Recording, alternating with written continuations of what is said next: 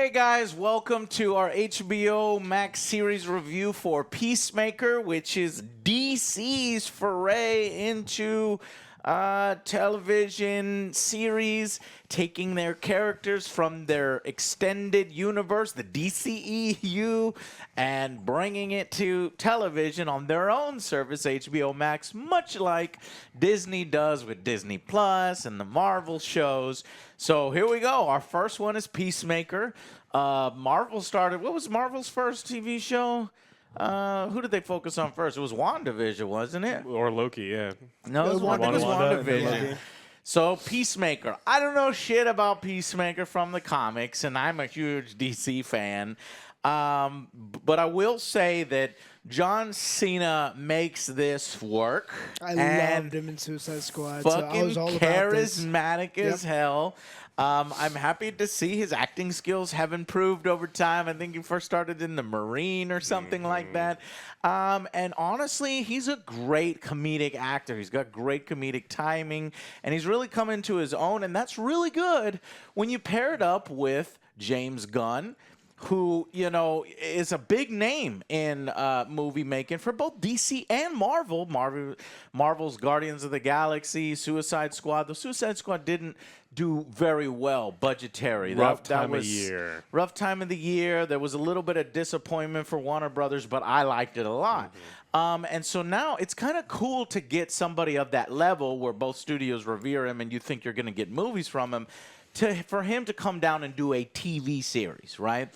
And honestly, I don't know if it's really coming down, because in TV series, it shows that you can do so much more with a character, especially a character like Peacemaker, than you can really flesh it out in a television show. And when you have a great writer like James Gunn, when you have a great director like James Gunn, and you have great actors, something that really shouldn't work works. Number one, I was not really that all excited for Peacemaker when I heard about it. I was curious, but I wasn't hotly anticipating I would do it. It looks, the guy's funny. And now that I've seen it, I fucking love it. I was like, I was begrudgingly, I don't know why I'm getting like this. I guess for each superhero thing coming, I'm very like, no, please, I'm crotchety, I'm old. I'm like, nah, when is it going to be the first failure of a superhero thing? Epic failure. I guess that was Jupiter's Ascending or whatever that was on Netflix. Eternals I didn't really like. Yeah, Eternals. But this one, you know, some jokes I'm like, okay, this is way too quirky. This is way too That's how I feel cringy. sometimes. But then the joke hits or the punchline hits, and I'm like, God, I start laughing. I'm like, God damn it. You know, you got me. And then over time, it got me. And what I think helps is that Peacemaker started with a 3-episode debut. That's what you got to do. You got to start with a 3-episode debut. I'm tired of these like 1-episode things like Boba Fett. Didn't land well with people. But I think a 3-episode premiere of this 8-episode series really does help. However, even the individual episode 1, I think, is strong enough to stand on its own if they were going to do it week by week. So I really liked Peacemaker, not only because of the writing, the direction, and John Cena, but it's got an interesting story. And this guy is kind of a piece of shit, was kind of a villain in Suicide Squad, and it's interesting to see what happens to a villain after the movie is over, kind of thing. And that first episode is really, really good. So I really liked Peacemaker, and I highly recommend that you'll go out and see it. I think HBO has a hit on its hands. Where they go with it next, I don't know, but let's finish the series first to see if it can stick the landing. But so far, this debut, fantastic. Good job, DC. What do you guys think? I think John Cena's character in Suicide Squad was amazing. I wanted to see more of it, and here we get it.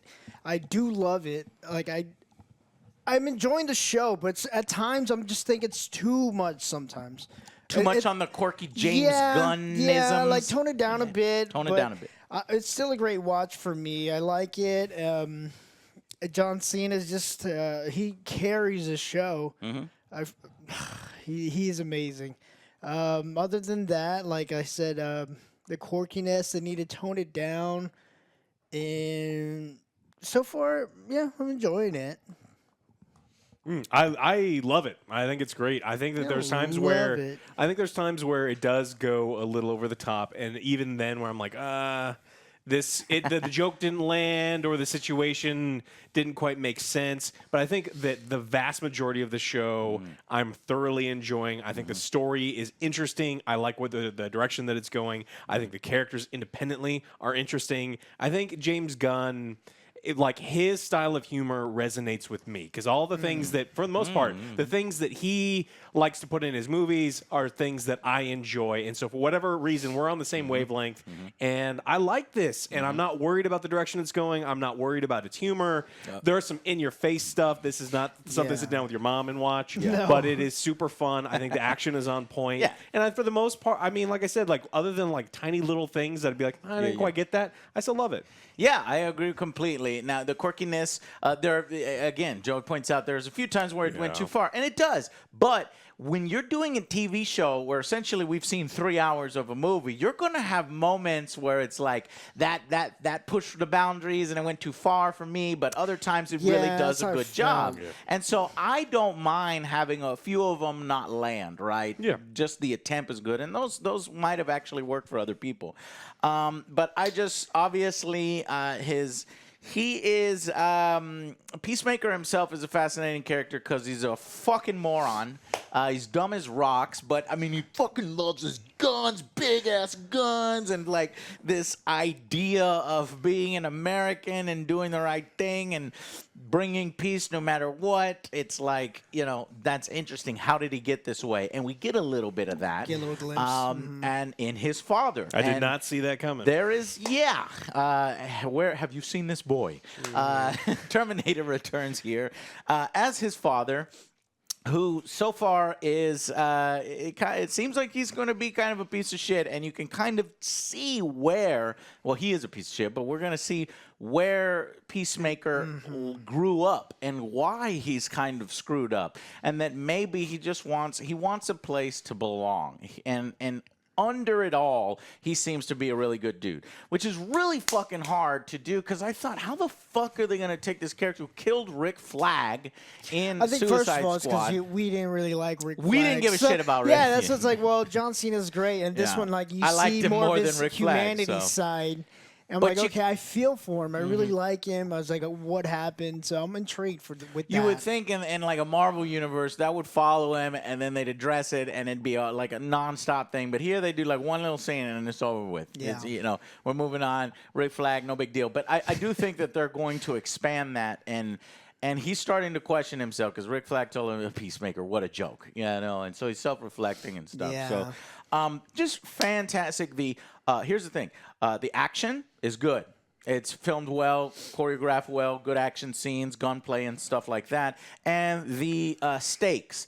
You don't really know what's going on. Episode 1, you get a nice superhero-like battle that really ties together that episode. I think it's one of the stronger episodes. But by the end of episode 3, you're like, okay, they fought Starro in the last one. How the fuck do you outdo Starro? Do you need to outdo Starro? Is this going to be lower level, street level stuff? Is this going to be high level shit?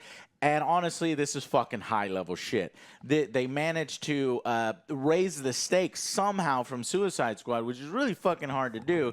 And I have no idea why this is a Amanda Waller / Mern, I forget his name. A lot of the agents have weird names in this.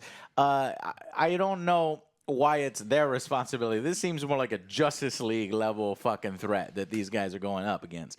But you know what? That's kind of what the Suicide Squad is, but this isn't really a Suicide Squad. This is like a Black Ops side thing with one hero.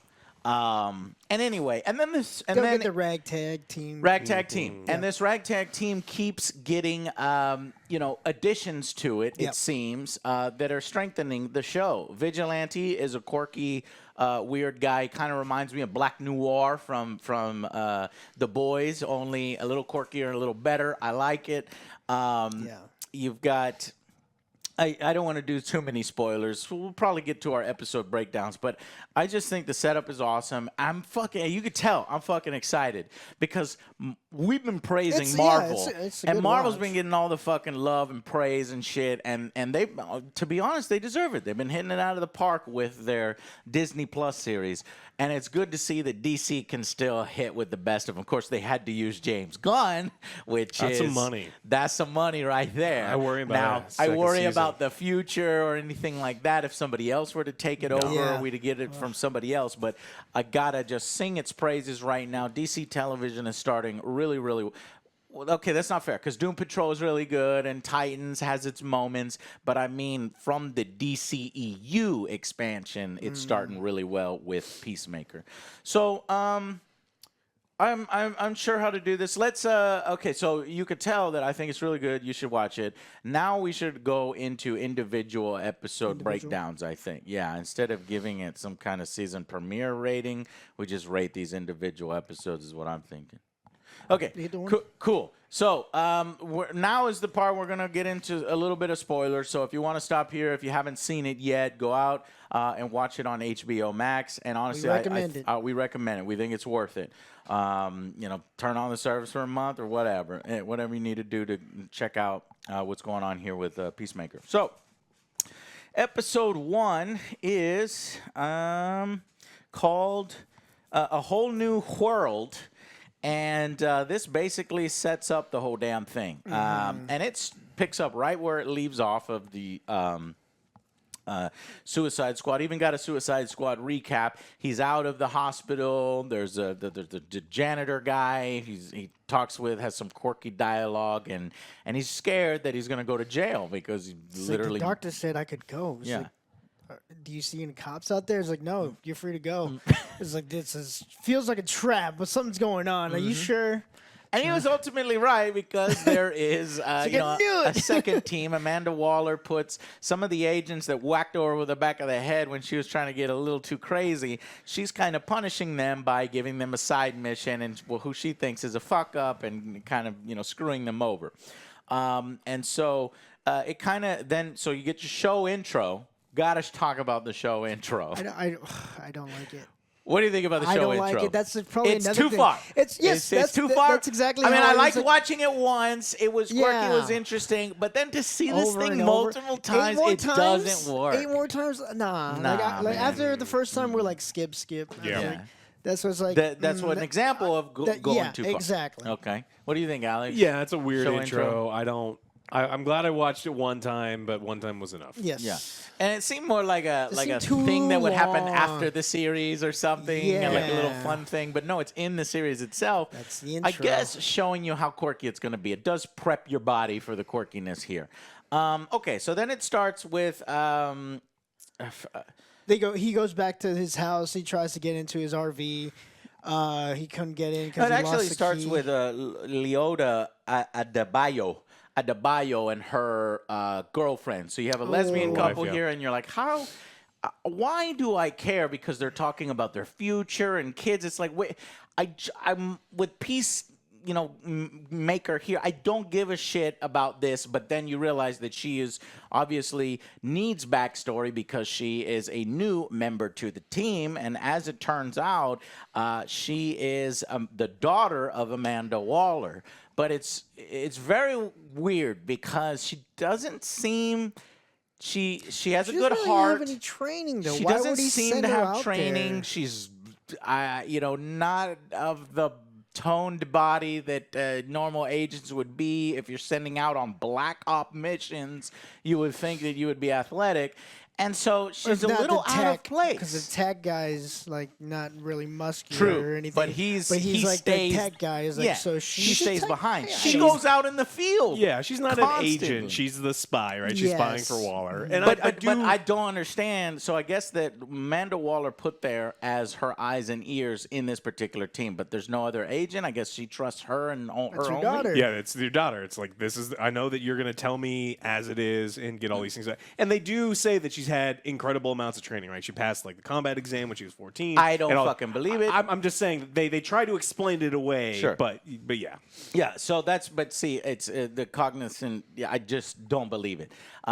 We need to see more of her actually doing it out in the field. Yeah, give me a scene where she kicks someone Because ass. they also call her out too. He's like, "Well, what are your skills?" I said, "Well, I can't really tell you." I was like, I have to kill "That's you." kind of weird." Right.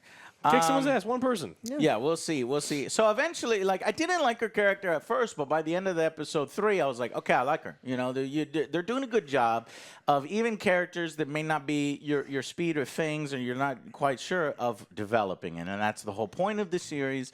And it's doing a good job of that so far. So anyway, he gets a cab to go home, and he's got no money, so he gives the cabbie his fucking Peacemaker helmet, which is bulletproof and tech heavy. Bullshit. Number was no. But anyways, he's got this funny trailer. His trailer's just painted with American flags. And he's got America all over the place. His trailer's funny. And it's just interesting to follow a villain after they've lost in a major film. Anyways, the team shows up. He's like, fuck. Like, I knew I wasn't out of it, because they're like, dude, you're in the Suicide Squad, you're in jail, and you've got many years left on your sentence. We're not done with you. While the economist digs through his fridge because he's got low blood sugar. And again, it set off my thing. It's like, okay, you've got a rookie here who has no idea what the fuck she's doing, and then you got this guy who, you know, when he goes out, he has low blood sugar. He's like, this is the worst fucking team ever.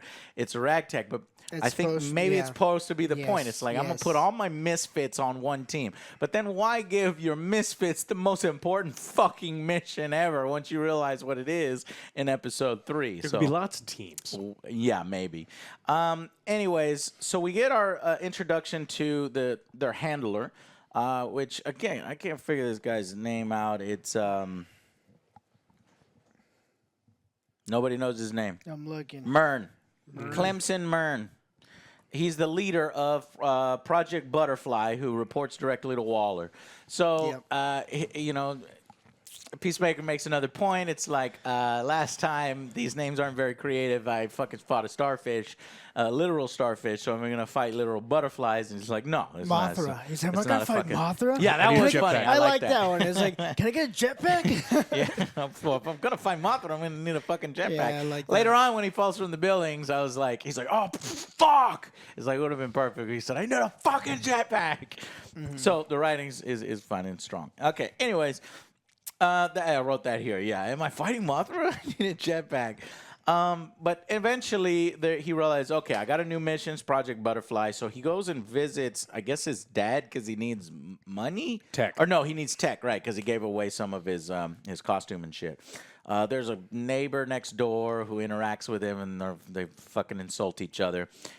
Everybody, the only drawback, I think, and something that you have to excuse and suspend your disbelief, is everybody kind of acts the same. You know, that kind of quirky writing where it's like everyone's quirky. Even the side officer going into the elevator as they're chasing down bad guys is doing a little dance. I'm chasing bad guys. It's like, does everybody need to be that kind of character? Yeah. I'm not sure. Anyways. I get that. His dad is fucking crazy. He's like a hardcore right-wing conspiracy theorist, white supremacist. He's literally a Nazi. He's literally. And I mean literally a Nazi. Okay, yeah. They said I think they said his name in there. Smith. That's his name. Okay, yeah, but we don't really learn his they call moniker him the White until Dragon. the Yes, last. that's him. Yeah, the White Dragon. Yeah, he But as his dad is supposed to take care of things while he was in jail, like cut off his phone bill, he never did, and they go back and forth about that, and take care of his eagle. Now, at least his dad did take care of his eagle. Then we get that trailer shot of the eagle hugging him, and his eagle is named Eagly. Yeah, very creative, which people make fun of him for. So I was like, oh, this is cool. I saw this eagle in the trailer. I thought he was going to factor in here a lot. And so far in episode 1 through 3, he hasn't factored in really at all. He hasn't done anything. He hasn't really flown. He gave him a hug. He gave him a hug, first one. and it's emotional support. He gave him a little ferret in another time for food or something. So, but it's cool. It's a fucking eagle, and it follows him around and does what he's like a pet. So that's cool.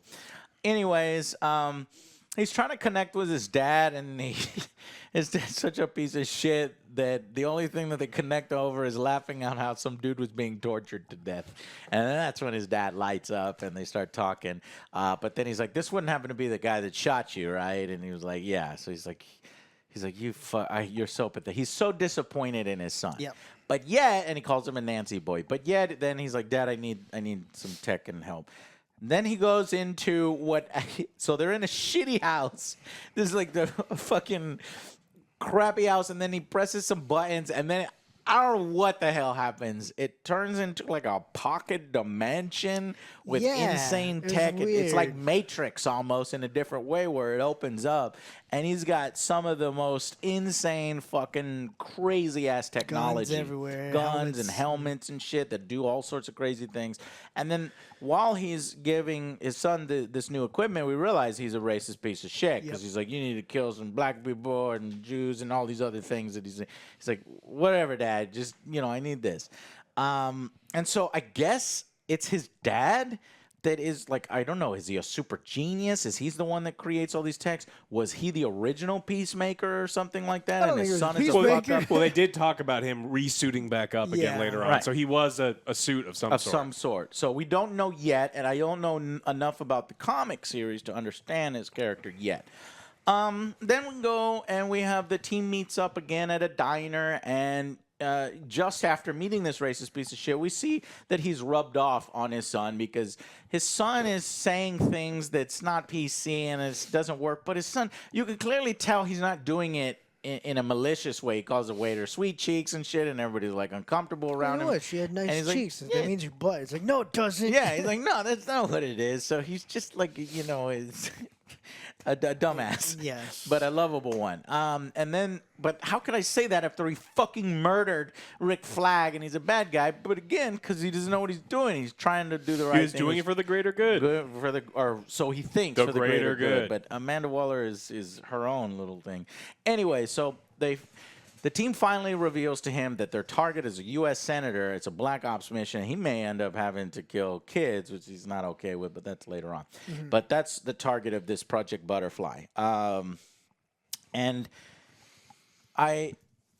then while they're in the restaurant, there's this guy staring at him, and this is the introduction of the vigilante character, which I loved. I hated at first because he was weird. He was weird. He goes outside. He's like so fucking excited that Peacemaker's out of jail. And he's trying to keep it to himself, but it's just too quirky, too cringy. Then his coworker comes out, and it's like, no, I was really excited because I got this girl pregnant, my girlfriend pregnant, but then it's like, why are you always trying to hit on my sister then? And he's like, well, no, because then we're getting an abortion, and you want to come? Do you want to come? And he's like, no, man, I don't want to come near abortion. And that shit made me laugh.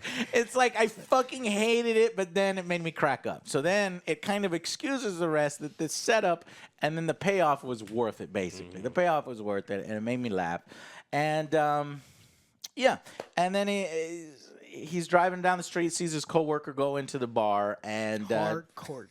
How was it? Yeah, Hardcourt. I can't get her name. I thought it was hardcore. Hardcore. It's Hardcourt. Yeah. So then they have the scene that makes sure that she's a badass. She's a hot, toned body, and then of course the men in the bar hit on her right away, and she kicks their ass. And Peacemaker's looking at all this, and he's like, "Yeah, this woman's awesome. You want to have sex? You want to do these things?" I've been in prison. Come on. What the fuck? And she's like, "Shut the fuck up. No, you're creepy. You followed me in here. No, I'm out of here." And just then he sees this lady like looking at him, and she's all smiling, and they start dressed she got like a mullet. 80s gear. They start fucking, and you see everything. You see her tits hanging out. This is HBO. HBO. I guess James Gunn knows he's on HBO. He can do whatever the fuck he wants. So he's got full on nudity. In Suicide Squad, there was dicks all over the place in Suicide Squad. Yeah, and there's pussies in here too. But anyway, while that's going on, we get the reveal that she's Amanda Waller's daughter, and that she's like the inside girl for them. And so anyway, he has sex, and that girl then suddenly, while she's brushing her teeth, turns into a zombie monster with extreme strength, and we get a really fucking badass fight scene. I mean, they are literally flying through walls, smashing into stuff, trading blows, and I'm like, this is awesome. It works out well, and it's like, and obviously it's adult. It feels HBO, feels adult, feels like James Gunn getting to do what he wants to do in a fun way. And then he's actually losing against this girl. She's like a little more powerful than him. Luckily, he got that helmet from his racist dad, and then he does like a sonic boom, which fucking obliterates her body. So his dad's tech is insanely powerful, and without it, he would have lost. Rex's car. Luckily, his eagle flew away. That's when it brings him a little treat and shit. And it was crazy. So that was episode 1. What would you guys rate that? For that one, for me, I would probably go with an 8. I did like the action scene, just the intro, and just getting to know a little bit better, little history of Peacemaker. Felt bad for him. He's still like a lovable idiot. A lovable idiot. Yeah, but the action scene was good. Still kind of cringy, though. But a few little times. too much. And the intro's like, oh, it's a funny intro. But then after that, we'll see. Well, that's why I see. Yeah. Like, I didn't get to the we'll see. I was like, I like the intro. I like all these bits. Yeah, I was like, even this the is cringy good. bit made me laugh. So, I'm at 8. Okay, what are you at? Yeah, I'll also be at an 8. I think that there are parts of this episode that hit that 10 mark. If we're looking at individual scenes, and there are other ones that aren't bad at all. They're actually pretty good. I just don't think that the humor quite hasn't found itself yet. Yeah. There's still some scenes that kind of feel like out of place. Just when the series is starting to get going, we get this kind of scene that doesn't make a whole lot of sense. It probably should have been later on in the episode, but still super enjoyable. And after watching the first one, I was excited to watch the next 2. Leota, Adebayo. That scene is what you're saying, a little out of order. Yeah, it's like a little too up front. It's like, I don't care about this yet. I don't care about you yet. Introduce, yeah.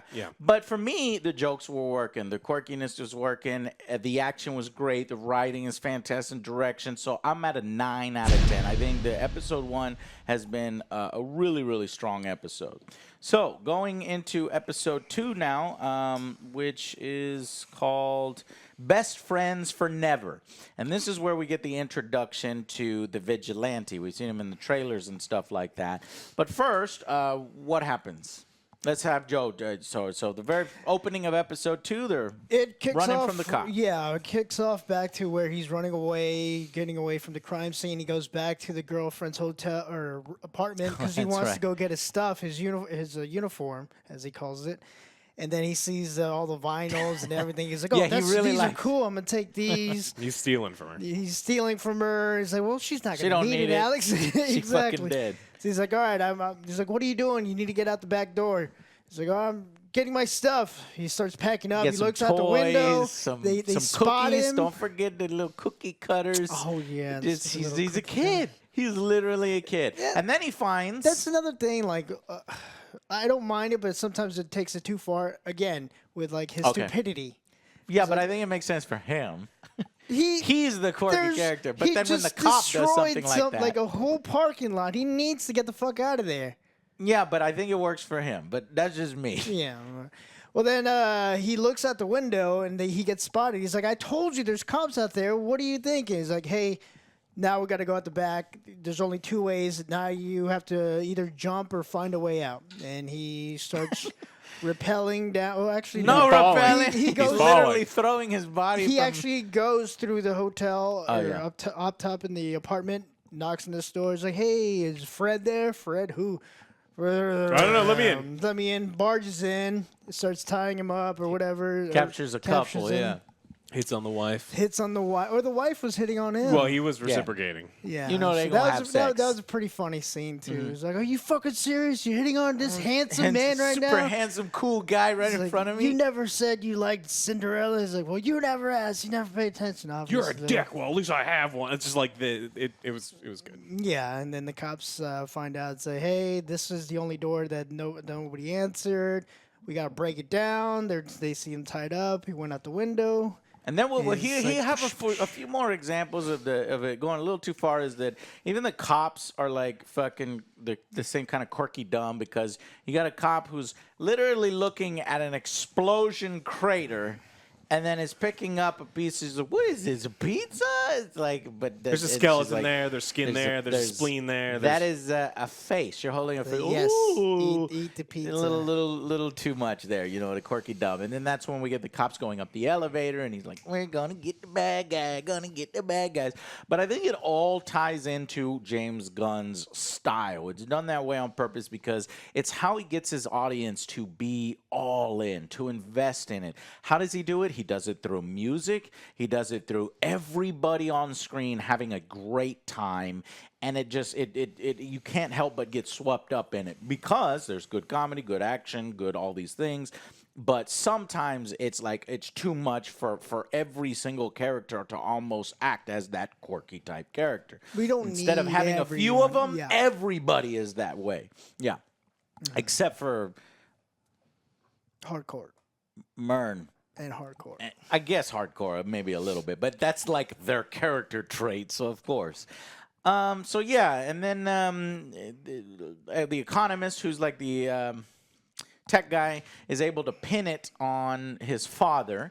So the cops are visiting the father, and as they're sort of regrouping after him meeting one of the butterflies and killing a butterfly, we get a confirmation that Batmite is a thing. So Batmite is real, and he's in the universe somewhere, who is like a little miniature Batman, and he's an imp, and he does crazy shit, so he's real. I thought that was funny, so they put that in there for the fans, and I said, I know who Batmite is, and that's a crazy character to confirm that's real. It's like saying, I don't know, just crazy ass character. But you know what they did? They did Polka Dot Man, and they did Starro and Mr. Mixelplixer, or whatever his name is that fights Superman all the time. You got to say his name. It's cool that they're kind of planting those seeds. Whether they'll come to fruition or not, I don't know. But it builds that universe. It makes it feel more expansive, like Marvel is doing. So I like seeing that kind of stuff in there every once in a while. So as they regroup at base, they have some more character development for the different people. Eventually, he goes home and he just fucking breaks out crying. Yeah, this is a very interesting scene right here. He just starts break down crying. He's like, "Oh, I'm worthless, blah blah blah. No one likes me. Nobody likes me." And Well, then it's true, we isn't get it? his best friend, Yeah. Vigilante, who's been blowing up his phone in the first one. Right. He's like, I have like 100 messages, and they're all like, "Hey guys, let's hang out." It's like, "Hey, I called you P and me V. I'm not like penis or vagina." Yeah. He's like, "Are you okay?" He does have an obsession with Peacemaker. Yeah, they're like best friends, but even though, well, V's his best friend, Peacemaker doesn't give a shit. So Yeah. He really is his best friend. He's looking at he's looking at him through the window while he was crying. He's like, "Shit, Jesus Christ!" And he's like, "Don't look at me!" And then he doesn't want to turn around because he thinks his friend has his dick out. So they do this extended dick joke about Louis C.K. I'm not gonna look back and you put fucking cum in my face and shit, and your dick is hanging out. And they drag Louis C.K. hard. yeah, I thought that was a little too much for me too. I was like, okay, like I get the joke. It but must like, have the news must have just came out and then I guess James Gunn. It was years ago. That was long ass time Years ago. ago. Well, hasn't this been delayed a little bit? I don't know. I mean, it seems odd for him to do a real hard shot at Louis C.K. Now, it's not anything that didn't actually happen. He was doing those things. He was doing those things. But it's kind of interesting because if I recall correctly, James Gunn was the one that was making inappropriate jokes and stuff. And so for him to point his fingers at other people and other people's kinks, even though it's wrong what Louis C.K. did, it seems weird for it to be so personal against one particular person. But okay, Yeah, for that fair joke, I think it game. would have been like it would have been funnier if he just like kind of cut it Yeah, short. He's like, "No, I'm but not gonna no. turn around because you probably have your dick in your hand." He's like, "No, I don't." I was like, "Okay, that's it." Okay, there's that. But they like drag Louis, it out. and then he throws in Louis C.K. and you're like, okay, fine, yeah, I guess that's relevant. He's like, don't you read the news that was something that happened? And then they go in on Louis C.K. Okay, fine. Anyways, Whatever. Yeah. So they talk, and as Vigilante comes inside, and he's like, it seems like a really good friend. He's like, hey, man, you want some help cleaning up, and you tell me what's going on. So he's like, yeah, I like him. I like him a lot. And he's like and he is a fucking psycho too, because when he realizes that Peacemaker is having a crisis of conscience, he sits down. He's like, all right, I know what's going on here. All right, so look here, he's like, just because we go around murdering women and children and all these things doesn't mean that maybe it means we're psychos, So, but I like that they bond over that kind of stuff. It's almost like a Kick-Ass in that way. You know how Kick-Ass goes out, and it's got that hyper-violent kind of stuff. And these two have bonded over being vigilantes. Yeah, and so then what happens next? Towards the end of Dad goes to jail. And he walks in. Yeah. So they pin everything on the dad again. Go ahead. Yeah, he walks in the jail cell, and then he sees this guy on the bench where there's a window. He's like, hey, you're in my seat. As a black guy. Yeah. He's like, you're in my seat. It's like, no, you go get out of here, old man. He's like, this is my seat. Whenever the sun goes down, I like to feel the warmth. He's like, well, what are you going to do? Then the guy looks around. Everybody stands up. It seems like they're on his side, even though he just came in. He just got in. He's like, all right, this guy's fuck. pretty powerful. He's like, all right, I'm not going to die over his seat. He sits down. Everyone starts, coming around him, starts kneeling.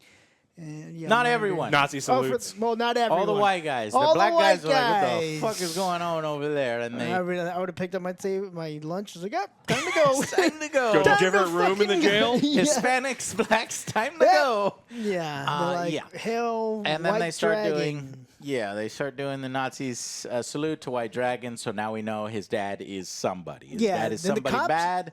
The cop said in the back, is like, is this the only place we're going to put him? He's like, yeah, everywhere else is full. Well, they were going to send him to Arkham because he used to be a hero, or he used to be a suit of some sort. Not a hero, probably a villain of some sort. Yeah. And they're like, why is he here? This is stupid. And they're like, well, the show won't happen otherwise. True that.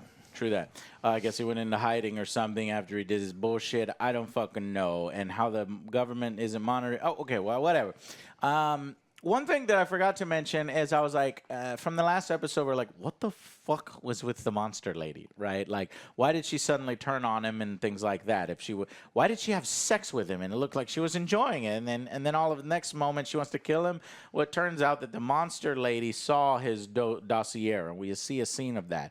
So it appears as if these Project Butterfly people act normal in public and do normal things. But then once it has to do with whatever their mission is or whatever's going on, then they change and become feral and become super powerful. So she saw his dossier that he was to kill a U.S. senator. And he's like, what? I took the dossier with me. It's safer with me. He's a dumb idiot. Anyways, so what would y'all give this particular episode? For this one, dropped a little. I would say probably like a high 7 for this one, because it was like the jokes didn't quite land for me. At times, it was like he was too stupid. I was like, come on. How are you going to trust this guy? This guy is like, we don't need him to be that much of an idiot if you're going to trust him with important documents and trying to do, save the world or something like that. I understand if he's, clumsy or some bullshit like that, but there's a little too much of the humor, too much of his stupidity. 7 for me. Okay. I also think that they're kind of overstepping a little bit with how dumb he is, especially with how awesome he was in the Suicide Squad, and kind of seeing him go. He was dumb but competent, and here he's kind of dumb and a little bit incompetent, and it's a little bit of an issue. I think the action really ramped up here. I really liked them. I mean, throwing himself through this is after the fight scene in the bedroom, but him throwing himself from balcony to balcony and all those other things. I still think that the humor kind of saves it a little bit. So I went from a high 8 to a low 8. Okay, but still an 8. Cool.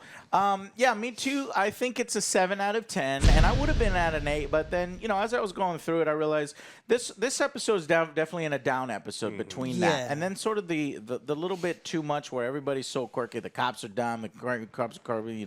Peacemaker. The couple is It is definitely a James Gunn type of world. It's not our reality. It's a James Gunn reality.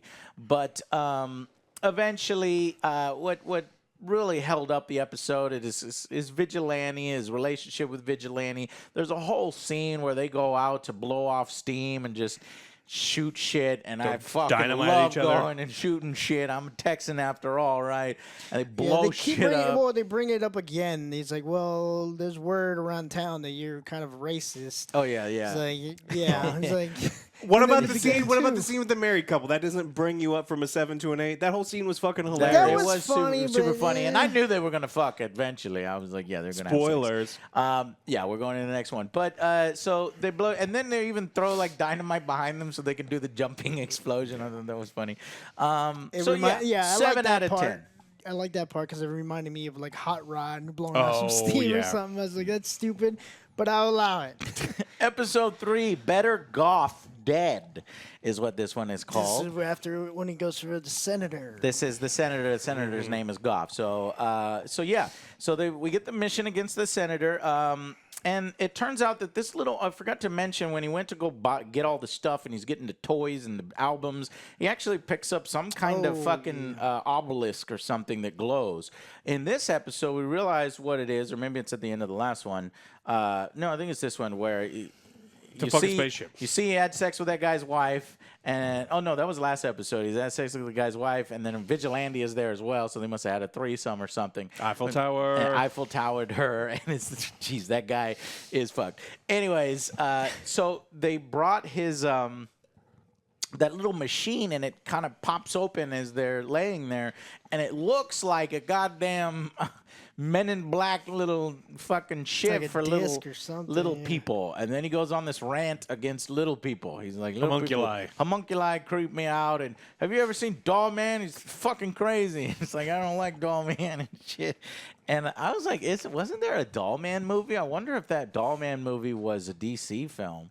Because there is a Doll Man movie. I remember seeing that VHS cover. It was like Blockbuster and shit. Anyways, so then we get the Vigilante interaction where he finally reveals himself to the team. He's like peeking behind a dumpster and like, what the fuck are you doing? He's like, well, this is normal. This is a normal thing. And he's like, oh, look, I don't trust these people. He's And- becoming a scene stealer for me. yeah, scene stealer. He's like, and I just want to make sure that you don't start trusting him and become their friend because, it's like you're my best friend and if you do become friends with him, that's cool, but just make sure that, you know what I mean, because he doesn't want to lose his best friend. It's all out there in the open and it's written very well. And also, as this episode is going along, I'm noticing patterns where James Gunn has been like this forever, where the music is an integral part of whatever content he's done. You've seen it in Guardians of the Galaxy where he's got mixtapes, and here it's all about, I don't know, it's like hair metal? What is this kind of? Yeah, like, it's 80s. 80s American hair metal. Where men were men because they weren't afraid to look like women. Women. Yes, Yeah, that's with what they the say. leotards. Now, here's it. I don't like I know. hair metal, so I don't like the tracks personally. And It's if I hit and did, miss for me. it would hit higher because that's part of the emotional manipulation and part of James Gunn's magic is he gets people into it because they like the music tracks. Here, I don't really like the music tracks, but yet it's still working. Is the point I wanted to make? It makes sense within this universe, even if I personally don't like the music. Then we go to advancing, and then Pussy right? shown? Why did I write that? Oh, because they're Her wife sent her. yeah, they're looking at the iPad. It's like, all right, this is your mission right here. You have to kill this guy because we suspect he's a butterfly. And then she's scrolling. Is like, you might have to kill these kids too because they might be butterflies Right. too. And then she swipes, and then There's a a big old vagina. pussy there. He's like, what "Oh!" the fucking hell? Everybody starts cracking up. Yeah. It's just like, oh fuck, that was my wife sent me he's like, that. I'm sorry, sir, I'm sorry. All right, we've seen your wife's pussy, I guess, and then he's like, yeah.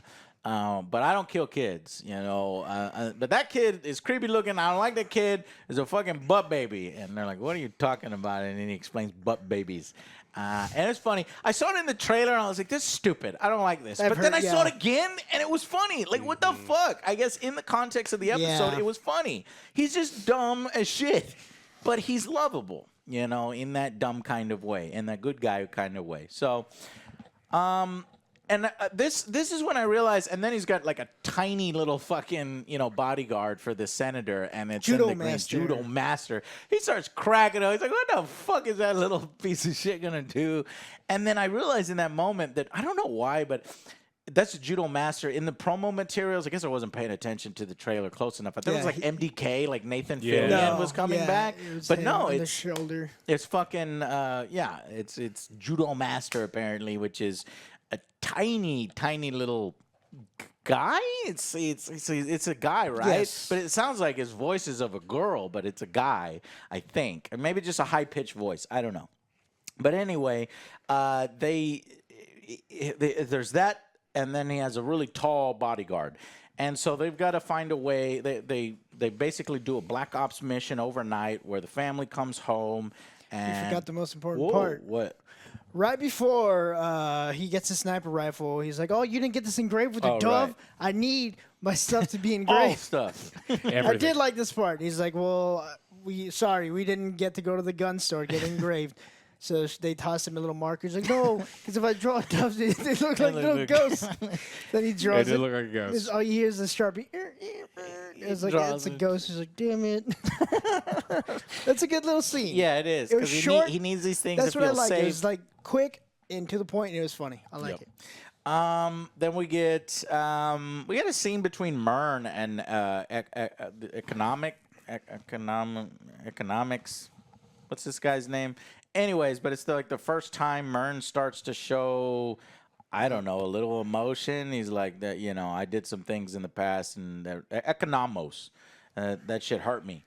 And he's like, that's like the first time I've heard you express any emotion. Do you just never express emotion? He's like, no, I never express emotion. Not even for this. So they're a little back and forth trying to build up these characters. Yeah. Eventually, they're about to take the shot, but the family's acting normal. He's playing with his kids as he comes out of the car, and they can't get the shot because the big bodyguard's in the way. And he's out there with Harcourt. Peacemaker and Harcourt are together. And they have to spend overnight. And they have a scene where you've got, again, it's like a lovey-dovey thing. You got the little fireflies in the background, and he looks at her, and she's all cool, looking like assassin, and he's into that stuff. And he has a moment where he shares a drink with her. And so, yeah, it seems like this is going to be a subplot where he's going to try to get with her and going to try to be a love interest for him. Yeah, you get that little romantic scene, but then it gets ruined by Vigilante. Vigilante shows up again. He's I was behind like, a "Oh, bush. man, what are you guys doing?" Like, the annoying friend that's like doesn't call before he comes over, and we have that before, and it's annoying. But he's a good heart, and when Peacemaker is actually having trouble, even though they clearly see the kids this time, they're butterflies themselves. The big little fucking tendrils come out, and they're sucking their green liquid. It's like, yeah, they're definitely aliens or aliens of some sort, but yet he still cannot shoot the kid. Luckily, Vigilante's like, I got this, bro, and takes out the women and the children, but not the senator. Senator gets away because they get interrupted by Judo Master, which starts whooping his ass. Whoops everybody's ass. Yeah, that guy's fucking hardcore. It's a pretty cool fight scene. I like this fight scene. Knocks out Hardcore, so it's just 2-on-2, but Judo Master ends up getting the best of him. Ties him up and as they're getting their inside. ass kicked, the rest of the team's like, fuck, we have to go out and help. The mission's about to say, so they're like, all right, economics, just stay fucking here. And if somebody tries to get away, you have to stop. How do I stop them? I don't fucking, just find a way to stop them. And so as that's happening, the senator and judo master tie up Vigilante and Peacemaker, take them underground, and there's like creepy fucking, I don't know, jewels or a nest. I'm not sure what it's supposed to be, but it's definitely alien in origin. The team goes in to save Peacemaker. They realize they're underground. While this is all going down, the senator, alien, is trying to torture to get information, like how do you know about us, this, that, but yet he's torturing Vigilante and not. He's like, "Did you like that? I'm going to give you more." But it's like, but you're torturing. Yeah, because he even it's a says funny scene. It's supposed to be, but he's like, "Well, this guy's the one with all the information, but I'm gonna torture him." I was like, "Okay, well, That was totally on wrong. Totally purpose. wrong. I No, get it. he says get it. you always torture The the one that they alpha. love. Yeah, and you're the alpha. You know the information. I'm gonna hurt this one until you tell me. Oh, he didn't give a shit. And he's like, "Nah, go ahead." It's like, cut all the fingers off. I don't care. And he's doing the eye thing. He's like, I "Don't won't worry, tell him we won't." anything. So it's like, Tell him a little bit. I don't know. He's just again. Anyways, Give him eventually something. Peacemaker gets free, kills the fucking guy by putting a shotgun in his face and just blowing it off. And later on. Oh, before that happens, Judo Master is actually instructed to, inform somebody, get away. And as he's getting away, it's up to economics to stop him. So it's like, well, he's gonna get his ass kicked. But luckily, slams into him while he wasn't paying attention with the van. the van. Beep, motherfucker. And then he's all doing dances because he took out a superhero or supervillain or whatever. And but then like the butterfly starts to come out of the guy's face, and it turns out Project Starro, Butterfly. Project Butterfly is there. I thought somebody was gonna shoot it, but they didn't fucking shoot it. The thing just ends. So hopefully they shoot that thing. The women walk down the later stairs on. and shoot it. It's got to be, right? Gotta 'Cause be next episode. Next episode, but it's not gotta yet. be- Yeah. yeah. And then we see the map, that we know the scale. This is where the state. all- Yeah. yeah, it's over out the there. It's world. all over the world, hundreds and hundreds of Butterflies. targets. Suspected butterflies. Suspected butterflies. Shit, I had meant for Alex to do that episode summary. Anyways, Alex, tell me about the extended episode. What did you think? I like this one. I liked all of them. I like this one more than I like the last one. Yeah, I think, what's kind of funny is this is one of those shows that the more it goes, it almost feels like the overall score is greater than the sum of the parts. Sure. Because I think I'm enjoying it more. There was I had like a high 8 and a low 8, and this one I think is Yeah. probably, in my opinion, probably around a 9. I really enjoyed Yep, this one. me I think too. this one's great. But if you had to ask, I would just say that this series so far is almost like a 9 out of 10. I think I'm thoroughly enjoying it. I want to watch the next episode, which is weird for me because we've been watching some garbage recently on Boba Fett. And, Yeah. Hopefully that it was gets better. sour. This is definitely better than Boba Fett. This is better than Hawkeye. I'm Yeah. enjoying it so far. What rating would you give this individual episode? If This we were individual one, I understand I'm it's hard. between like a 7 and 8 on this one. Like Okay. again, I did like it, but it kind of goes overboard. I did have fun with this one. I like this one more than the other one, so I'm gonna have to go with an 8. Okay. I like the fighting scene. I like the vigilante. He actually won it for me. He's easily becoming the right hand man. Yeah, 9 out of 10 for me. And as Alex said, if I were to give the premiere an overall score, I'm at a 9 out of 10. And we can see, does it go up from here? Does it maintain? Does it go down? By the end, 8 episodes. Really looking forward to it. More so than Boba Fett, which is crazy because We hate the biker gang. Yes, man. then that was a short misstep, but maybe it'll recover. So I'm just happy to see that DC is creating good live action content, okay? Because it hasn't always been so, and less so for their television shows, except for the niche crazy ones.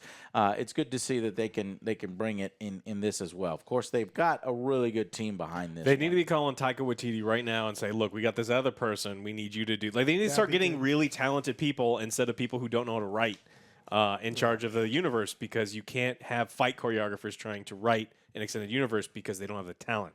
Yeah, so we have... Gunn wrote all 8 episodes. We have no idea if this is supposed to be a limited series, as Disney has said in the past for some of their series, but then they went back on, and now we're getting multiple seasons of Loki and stuff like that. Does it mean that if this show is very successful, if we'll see multiple seasons? I don't know. If it's as good as it is so far, I have no problem with it. So definitely go out and watch it. Help support the show so far, and tell us what you think of Peacemaker. If you enjoy these longer reviews where we go into detail into each episode and share our thoughts, and you get to compare with your own, please consider supporting us on Patreon. It really helps us get through the individual shit with the YouTube and stuff. So, yeah. All right. That's it, guys. We'll see you on the next Angry Joe show. Bye, guys.